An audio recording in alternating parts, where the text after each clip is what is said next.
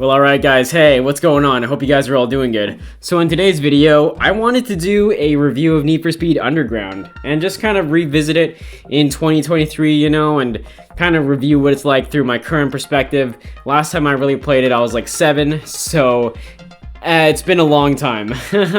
But, you know, to be honest, I was actually really craving that early 2000s tuner culture, you know, rewatching some of those old Fast and Furious movies. It's really like a nostalgic time for me. Alright, so first of all, let's talk about the driving experience, which is probably the most important thing, you know, in a racing game. And I gotta say, it feels good for the most part, although after you start upgrading your car and it starts getting powerful, it kind of feels like your car could like lose control at any second, which actually kind of adds to the excitement of the game, but it also adds to the frustration of it too. The racing could definitely feel chaotic and wild due to that like uncontrollability, but also the fact that traffic will like randomly pull out on you, and it's really tough to predict when the traffic's going to show up as well. Like, so basically the way that I played through the game was using the PC SX2 emulator. So I actually own the game for PS2, and I was able to play it that way. And it actually helped a lot because I was able to make save states, which make playing through the game a lot more fun in my opinion, because there is quite a bit of frustrating things in the game, like, you know, narrow tunnels with pillars, you know, narrow alleyways, like places you can easily get your car caught on the edge and it can just mess up your whole race. Especially, you do not want that happening for your races where you're going like 5 or 6 laps, you know, and having to restart the whole thing. It can be pretty frustrating. Anyways, I will also say that you know, taking your car off a jump is a gamble, and there's quite a bit of jumps you got to do in the game. There's this one street where there's these constant bumps down, and there's also this like half pipe that is a part of a lot of the races later on that you can take, but you really need to slow your car down if you want to be able to land it properly, and even then you got to know kind of which direction to aim your car when you're going off of it. So that's another thing that I do not like in this game, is that taking jumps does not go well usually. Yeah, so yeah, the car handling can feel a bit janky. It's a bit rough around the edges, but overall, you know, I'm still gonna say that the racing is enjoyable. So my favorite types of races were like the sprint races, you know, the knockout races, and the circuit races. Not really the endurance ones as much, because I felt like they kind of dragged on.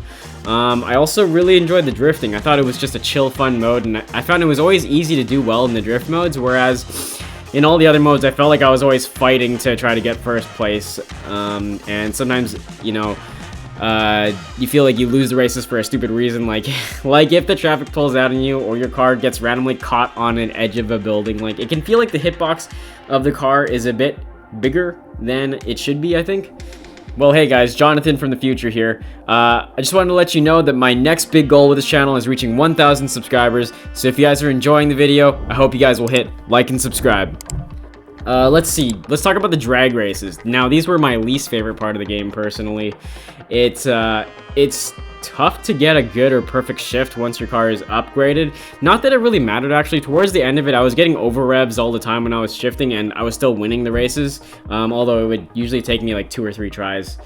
Let's see. There's tons of traffic and like barriers when you're doing these drag races for some reason, and jumps. It's like, with the amount of jumps in these drag races, it's practically like your car is like an airplane. Like, it's actually ridiculous. Like, I mean, you know, you would think, you know, you're doing illegal street racing. It's like, in real life, you would go to a quiet road and do a drag race there. You wouldn't be drag racing in the middle of the busiest part of the city. Like, it just doesn't make any sense to me.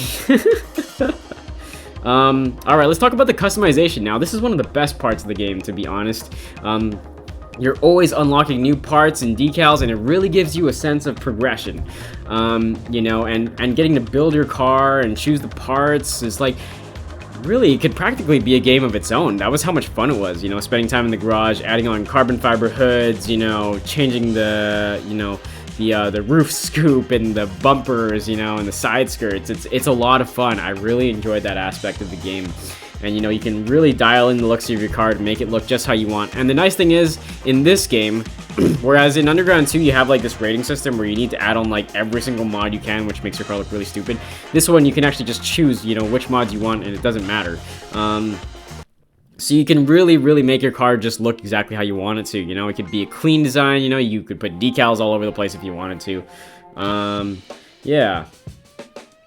Let's see. So the cars, man, there's a ton of awesome, you know, Japanese like import tuner cars is mainly the focus of the game. You know, you got your Hondas, you got your Toyotas, you got your Nissans, you know, and the Mitsubishi cars, which back then, you know, Mitsubishi really had some cool sports cars, whereas these days they really don't have any going on, as far as I know. Although Hyundai is actually kind of taken its place now. Like they got a lot of fun sports cars, whereas in this game, you know, back then they only really had the Tiburon, and it wasn't that great, from what I hear at least. So yeah, you know, if you're a fan of those early Fast and Furious movies, you know, this game really feels like kind of like an extension of that. The music, you know, it's really a time capsule of the early 2000s. You know, there's a lot of really aggressive rock songs and some electronic songs and rap songs too. Yeah, I did have to turn some of them off just because I found some of the ones, especially with all the screaming, got kind of annoying for me. So luckily they have that feature with the EA tracks where you can turn off certain music that you don't like, which is a great feature, I will say. There's actually something nice about this game, is that there's no open world. It's kind of weird for me to say because the open world did really add a lot, and it is it's a great addition in Underground 2. But like, there's a big convenience added because you don't have to drive around to these races. You can just bring them all up in the menu. You don't have to drive to a garage. You can just do it all in the menu. Like, it's really quick for being able to hopping in and customize your car. You don't have to go to like 10 different shops to get different parts like in Underground 2, which is a pain. I'm playing through Underground 2 right now, and currently that's a pain for me. So not having an open world, I would say, is actually a plus for this game in my opinion. Just being able to quickly, you know, go to the garage, go to events, and go, you know, to the shop all in one spot is awesome. I did also want to mention a couple other points that kind of frustrated me throughout the game, is that enemy racers can like do rubber banding. They'll like kind of show up out of nowhere on your tail, which it can be a little bit frustrating, but also like it also adds to the excitement of the game, because I feel like you're kind of anxious and you're like, am I gonna win this race, especially when there's someone on your tail right before the finish line. So, you know, it's kind of like a plus and minus with that one. Let's see, I found towards the end of the game that just crashing the enemies off the road, like, was the easiest way to win the races, because they were just very fast. Otherwise, they'll just pass you and just take off. So that's one thing. I kind of felt like I had to like cheat to win the last few races, even though my car was like fully upgraded and everything. I also found it was weird, like when my car was fully upgraded, it felt like the brakes didn't really work properly and my car would skid out. I was using the Skyline because that's like the last car you unlock in the game. The cutscenes have not aged the best. They're kind of uncanny valley, I gotta say, but it also kind of adds to the charm of that early 2000s sort of feel. You can tell it's from that time because of those cutscenes for sure. Let's see. You know, the game really does give you a sense of speed. Like the fact that when you use the nitrous, you know, you get a bit of the motion blur. And you know how it seems like the enemies are always constantly on your tail and you really got to be fighting to stay in first place. Really gives you that urgency when you're racing that I feel like is not really there as much with Underground 2 so far when I've been playing through it. Yeah, and just the game has a really unique personality, you know, between the music and the sound effects and the menu design and the cars. They're really, really cool cars. You know, there's something about this one that just really sticks around in my memory more so than the other games. The cars are probably like one of the coolest parts of the game, you know, like the fact that you get to play around with all of these, you know, early 2000s, late 90s, you know, Japanese import tuner cars. You really don't see them on the road anymore these days, like those RX-7s, the Toyota Supra. Well, I've never really seen the R34 Skyline here, to be honest, in Canada. I think I've only ever seen like one or two of them. But then again, it was also like a Japan-specific car, so that's kind of why. Yeah, so you know, just being able to play around with those cars and customize them is like probably one of the coolest parts of the game. One more thing that I did want to mention is that I still think that last race with that 350Z with the blonde girl, I don't think that should have been the last race in the game. You know, it just felt very tacked on and out of nowhere, and you're like, who the heck is this? And the character didn't really have an introduction before that either, as far as I know.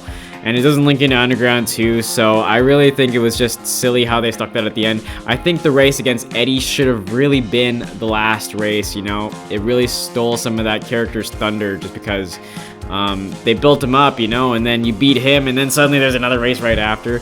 Yeah, that's one major nitpick I have about the game. Anyways, so for my rating of the game, if you're playing it on an emulator and you can, you know, mitigate those frustrating elements, then I would give it like a 7.5 out of 10. If you're playing it straight up, just the game itself, you know, on PC or on console, I'd give it like a 6.5 out of 10 just because of those frustrating elements and having to redo races over and over again. Anyways, guys, if you guys enjoyed the review, hope you guys will leave a like and subscribe. I'm going to be reviewing Underground 2 in the near future, so you guys can keep an eye out for that. Click the link up here to check out my recent video where I reviewed this sort of like gaming controller for your phone. Well, anyways, guys, thank you guys all so much for watching. All right, I'll catch you guys later. Johnny Tech, signing out.